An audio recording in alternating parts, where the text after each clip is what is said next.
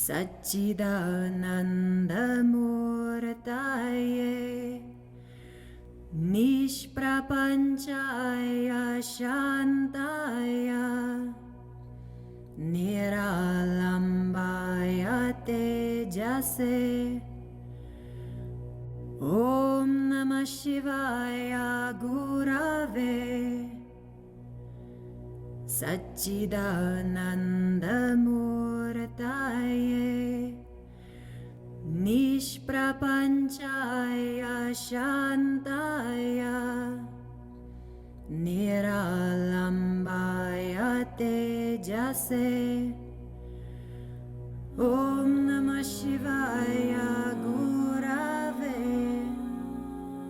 Satchidanandamurtaye Nishprapanchaya Shantaya Niralambaya Tejase.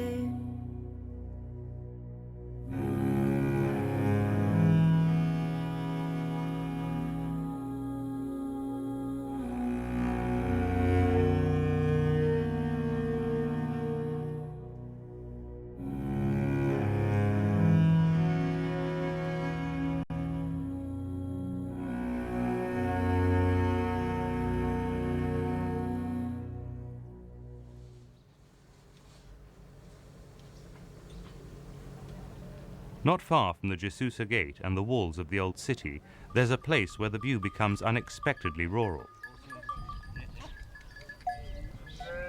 The roads, choked with dust and bounded by tall hedgerows, begin to narrow from a single lane to a passable walking trail.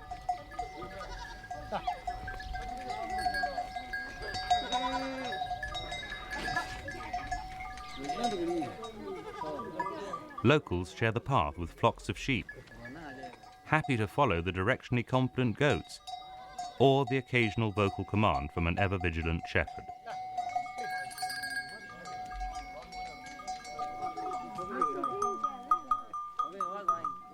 It is not an uncommon sight. Much of India's wool production is derived from Bikaner and the surrounding areas in the northwest state of Rajasthan.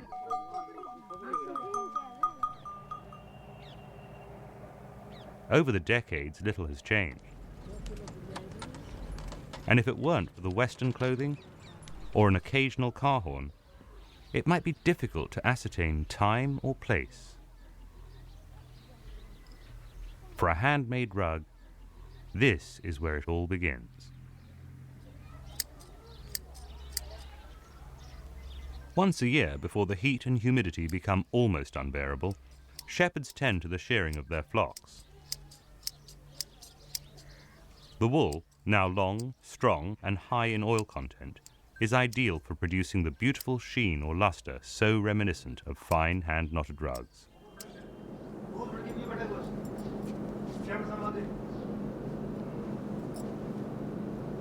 Tradition often dictates events, in that initial wool preparation is handled almost entirely by women, and considerable time and effort is expended to that end.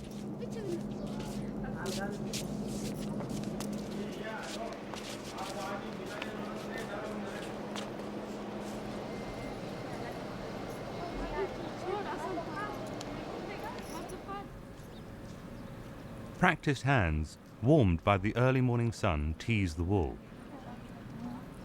Fingers opening the fibers, pausing occasionally to remove excess dust and debris. To guarantee quality, rug producers often choose to blend wools from Argentina and New Zealand with the finest of Indian wools, known as chocolate. Blending and washing are usually repeated with the addition of soap oil to promote strength and softness.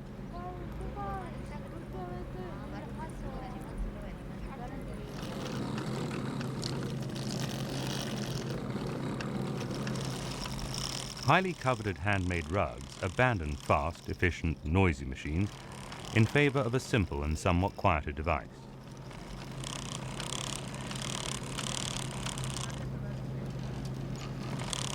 By modern standards, it's a rudimentary contraption, a reliable, uncomplicated companion demanding skill and dexterity from the operator, who must strive to keep tension in the twist by pulling against the spindle and drawing out the carded wool in a high arcing motion. Hand spinning dates back thousands of years, although when and where the technique was developed has never been determined.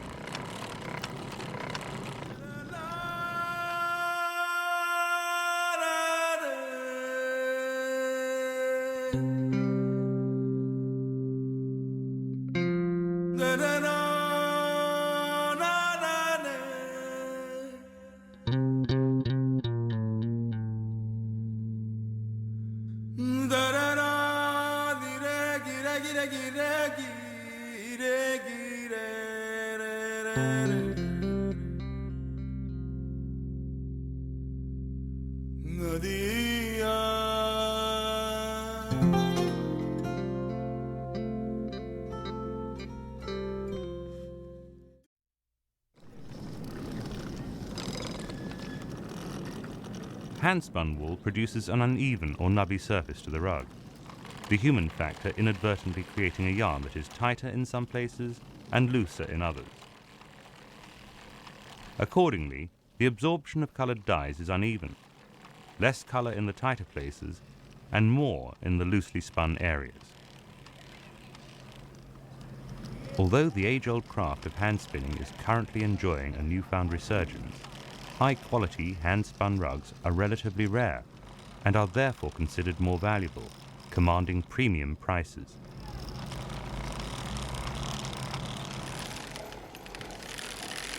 Production of cotton is much the same and is used for the composition of the warp and the weft of a rug.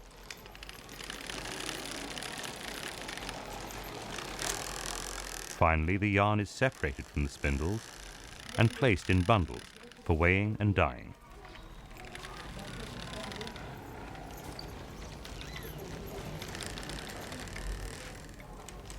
Hand spinning produces less than 5 pounds of yarn per person per day. Because the spinning and dyeing processes are closely connected, it is perhaps at this early stage that the desired characteristics of the finished carpet become a consideration. That is to say, choice becomes a factor.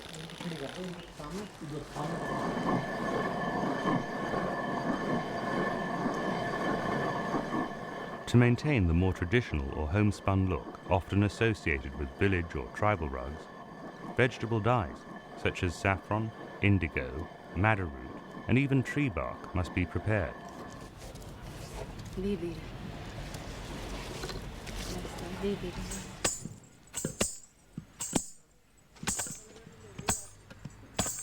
Once the only colouring method, it is both time-consuming and costly to locate and gather natural substances not always available in significant amounts.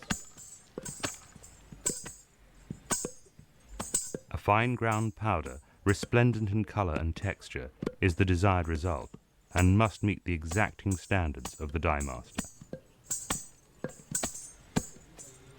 After initial preparation, the rhythmic tapping of the hardwood mortar and pestle accedes to the monotone grinding of the heavy stone wheel, which completes the task. Then, like tea or coffee, water is added and the mixture must be allowed to brew or steep.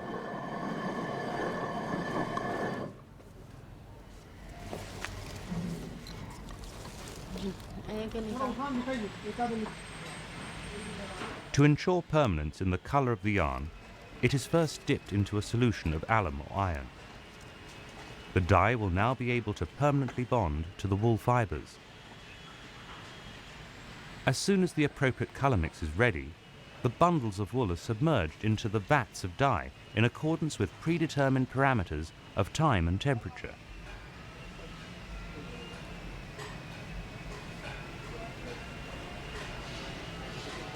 Because some natural substances produce less permanence than others, it is sometimes necessary to repeat the procedure more than once to obtain a satisfactory shade.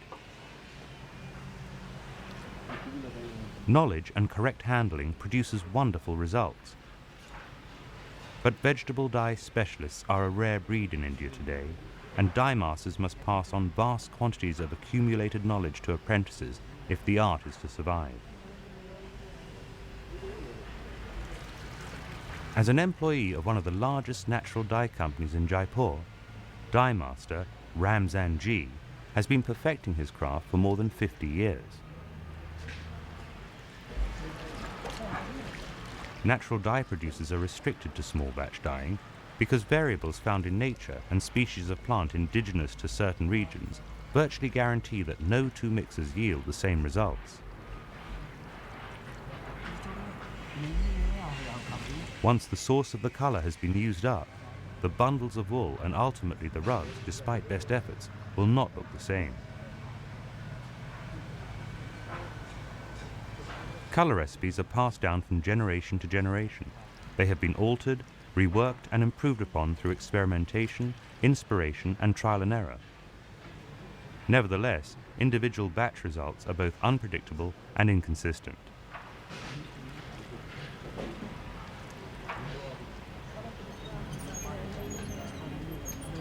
Natural dyes, although initially very bright, soften with time, aging beautifully without really changing or losing their luster.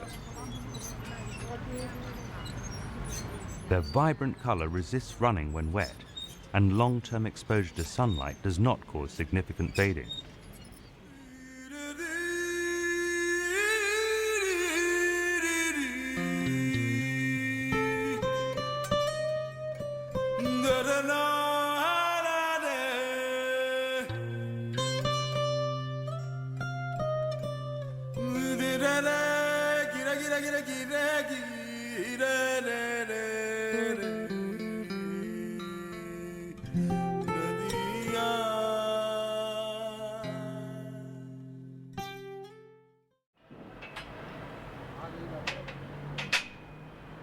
Once again turning to Mother Nature, the successfully dyed bundles are left out in the sun to dry, where they are occasionally turned.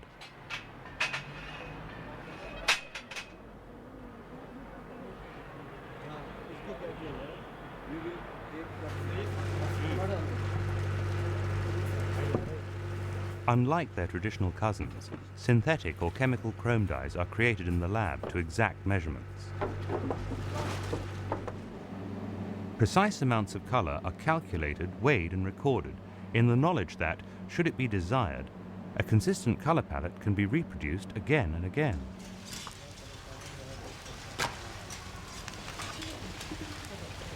There are other advantages to chrome dyes. They exist in abundance, are much easier to work with, and providing the correct formula can be worked out, allow the recreation of just about any color or shade of color.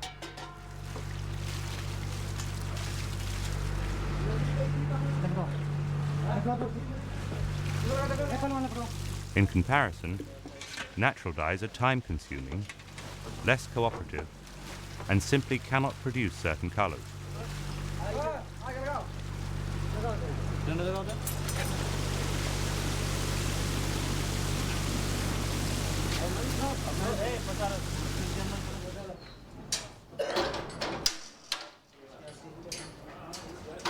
Even with synthetic dyes, it has not always been plain sailing. First developed in the 1860s, they bled in water and faded or changed color over time. By the turn of the 20th century, aniline dyes, despite performing poorly, had begun to enjoy more widespread use.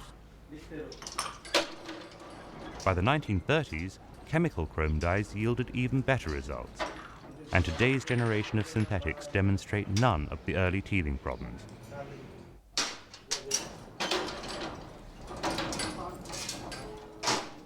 Chemical chrome dyes are ideal for multiple copies of rugs in differing sizes.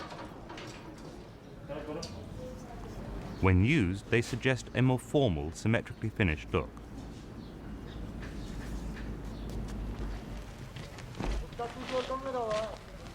Abrash, a term meaning different bands or shades of the same color running across a rug, was once an indication of small batch dyeing, most commonly thought to be associated with natural dyes. However, both synthetic and natural dyes can be produced in small batches. Therefore, the intentional use of abrash in chrome-dyed rugs may suggest an older, more homespun or rural feeling.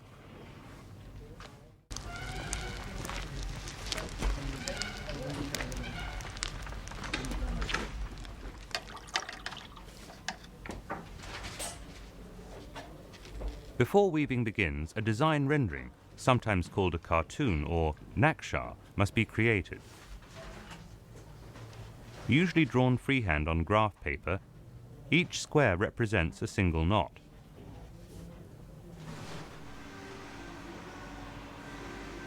More than just a shape and a color pattern, the naksha indicates to the weavers the type and quality of rug to be produced. Any variation requires the drawing and painting of an additional cartoon, also copied by hand. Design resources are many and varied. Sometimes inspiration is drawn from an existing naksha. Sometimes from the creative imagination of the designer, perhaps adding a delicate Persian pattern or an intricate European motif. Today, buyers from all over the world strongly influence the design and color elements of hand-knotted rugs. And even the trends seen in today's fashion and home textile industries often have a strong bearing on rug manufacturing. Once the rug is completed, designs are stored and catalogued for further reference. Remarkably, despite being firmly entrenched in a computer-age society, hand-drawn, hand-painted, and hand-copied is still the most common method of naksha creation.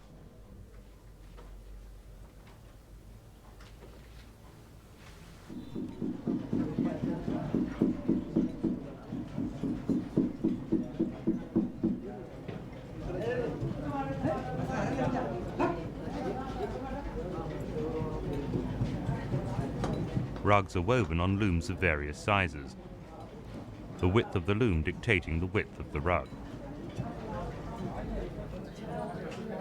Despite the simplistic, antiquated look, the frame is robust enough to support the warp and weft strings of varying tension for the entire time the rug is secured to the loom.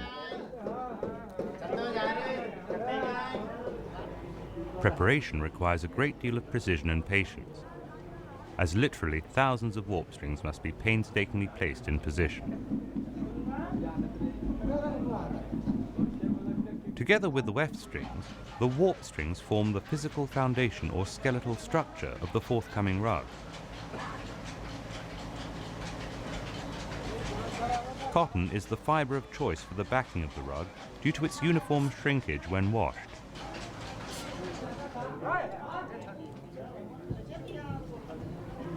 Traditional weaving techniques have been traced back almost 3,000 years.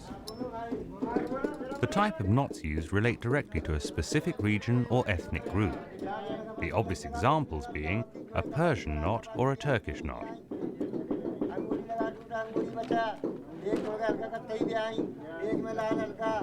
Interpretation or translation of the design from the naksha also varies from place to place.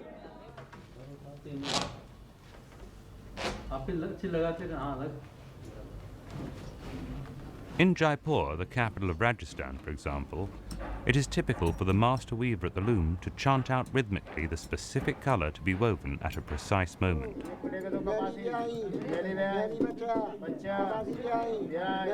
Harmonious sound and motion create a spiritual reverence akin to a religious ceremony.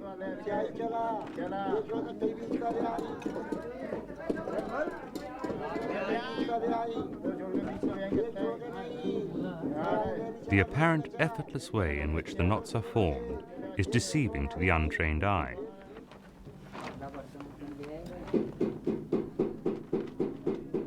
Knots are tied individually by hand around two warp threads, followed by a flick of the hook knife to separate the trailing yarn.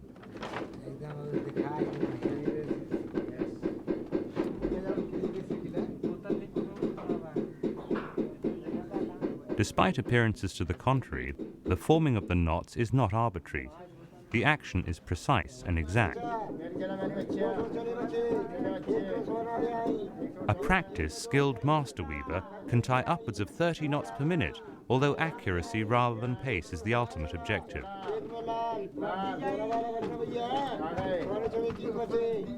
When seen in slow motion, it is easy to see why the formation of a single knot requires dexterity and concentration. However, because nimble fingers repeat the action correctly thousands of times, it is as much about feel as it is sight as the procedure becomes second nature.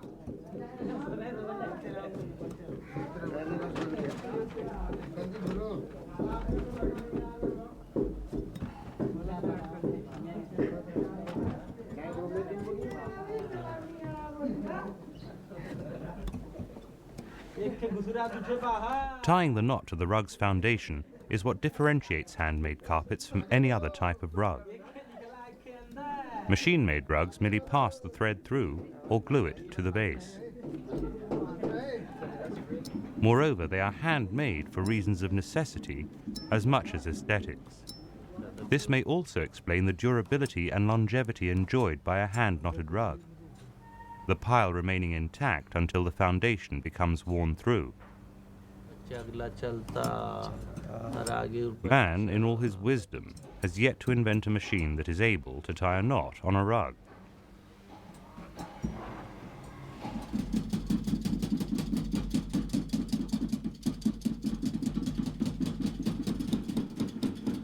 Between every row of knots, a weft string, usually made of either cotton or wool, is horizontally threaded through alternate warp strings.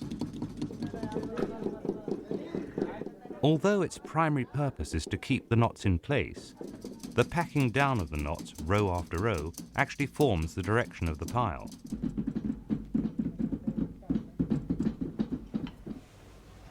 On a vertical loom, the pile always faces downwards.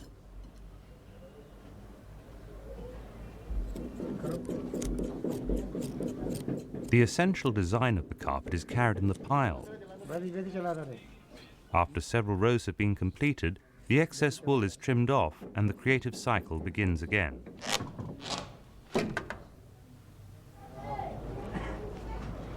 Large quality rugs often take considerable time to produce. A 9x12 may take 4 weavers up to a year to complete.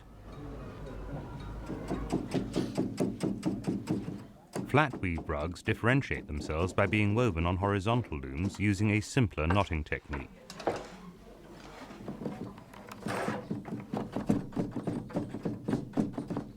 The flat weave is notable for its lower knot count, broad patterns, and rougher texture.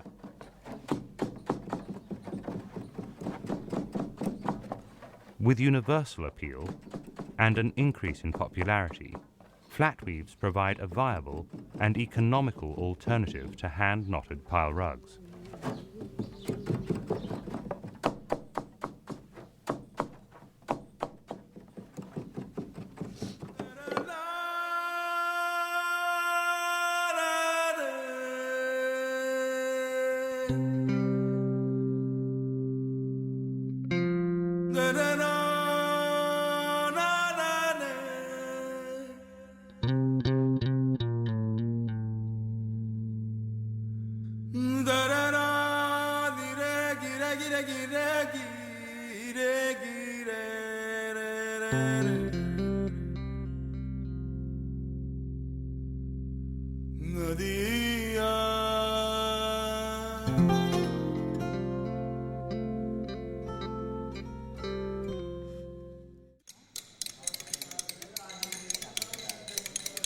When a rug is finally cut off the loom, it is by no means finished. The raw rug is extremely dense and the pile is uneven. It is often skewed or crooked because removing tension on the rug also allows the knots to space or separate slightly, a condition which requires correction.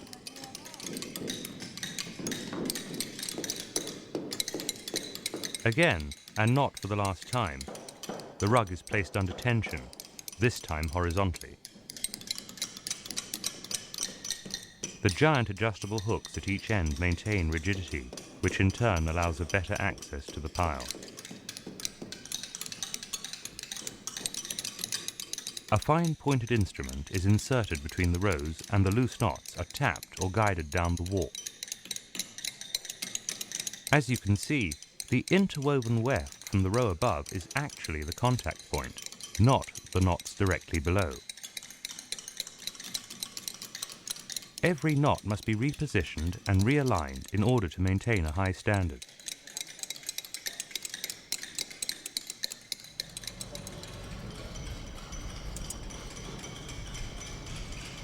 The greater part of all rug production in India today requires that the rug's edges are woven with a little excess width.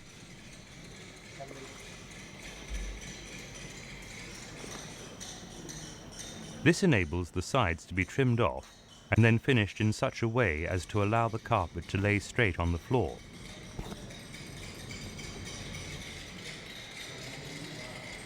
Known as the selvage binding, it is usually finished with an appropriately matching yarn.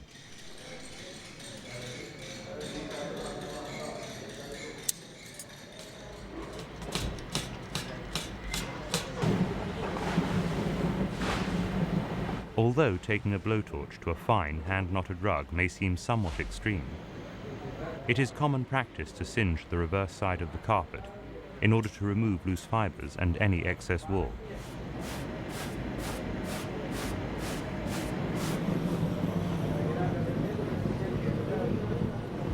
The movement of the flame is constant to prevent damage to the rug.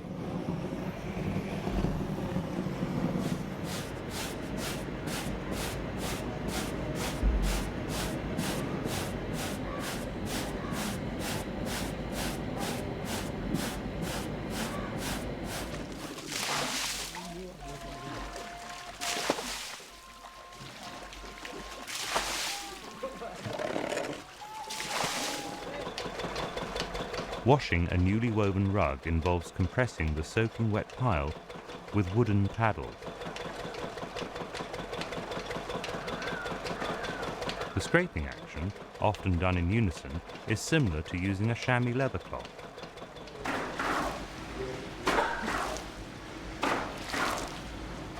The soapy water is removed along with dust, dirt and debris.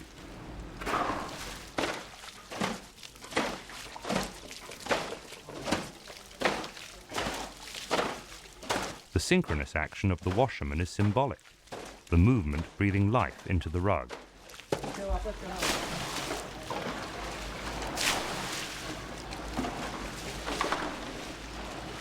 The process is repeated, sometimes using a conditioner that helps untangle hand-spun wool fibres, sometimes using clean water to remove unused soap. Yet again, the sun's natural drying capability is employed. Larger rugs sometimes taking several days to dry.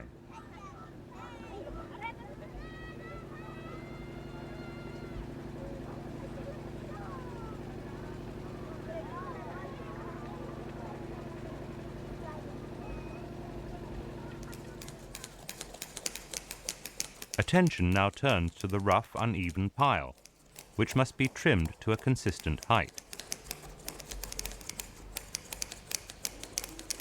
Clipping the pile is usually performed in stages and in combination with several other techniques, often with washings in between.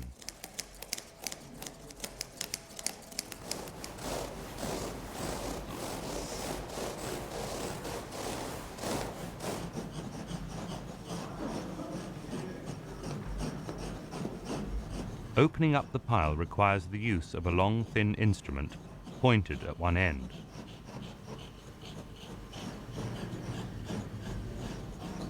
The point catches the entangled tufts, forcing them to stand straight up, ready for cutting or combing. The Hindi word bokai summarizes the procedure. Barai, another Hindi word, meaning penciling or separating of the colors with a fine metal instrument, follows.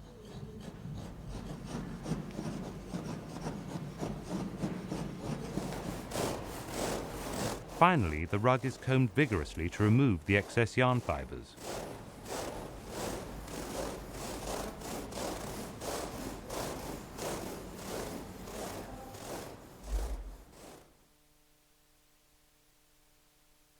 Perhaps now, for the first time, after thousands of hours of work, the true beauty of the rug is revealed.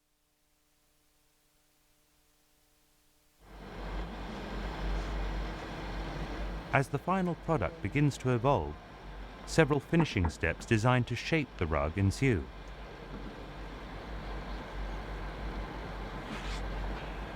Because cotton and wool are susceptible to shrinkage, the rugs must again be held under tension. The washing and natural drying of the rug causes the knots to tighten and thus alter the rug's size and shape.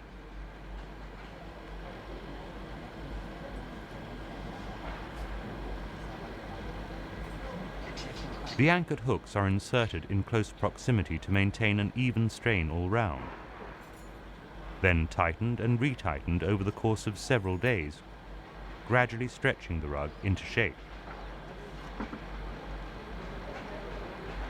If performed correctly, the rug will lay completely flat on the floor, allowing any last adjustments to pattern, edge or pile.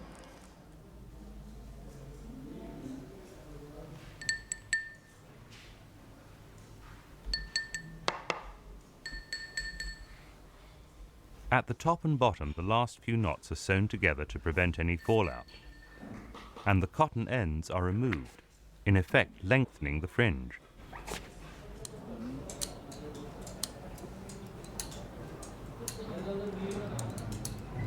The warp strings at each end that form the fringes are finally tied, usually an indication that the rug is close to completion. Like the weaving of the knots, the work is meticulous. Again, slender, nimble fingers are the ideal criteria, so women are often employed, sitting side by side.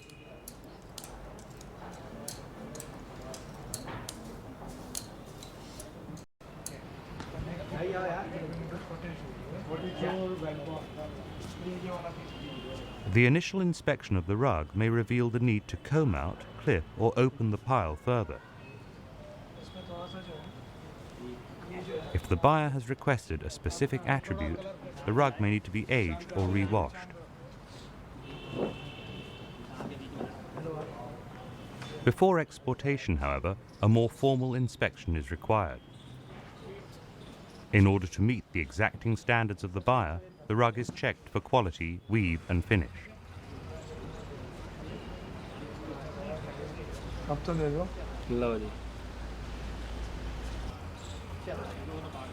Attaching the seal symbolizes approval.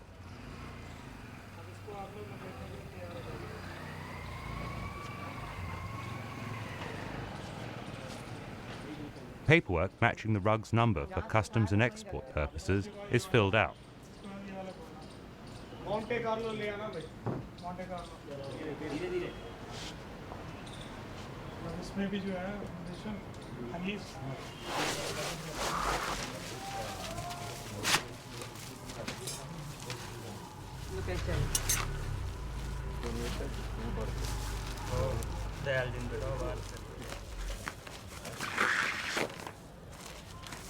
Finished rugs are finally packed and marked for shipment to destinations across the globe.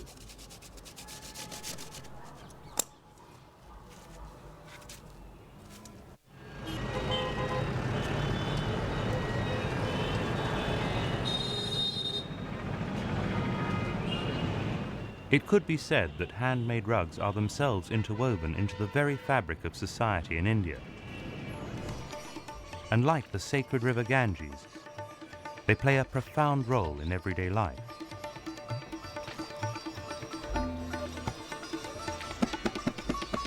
They are both symbols of India's age-long culture and civilization, ever changing and yet ever the same.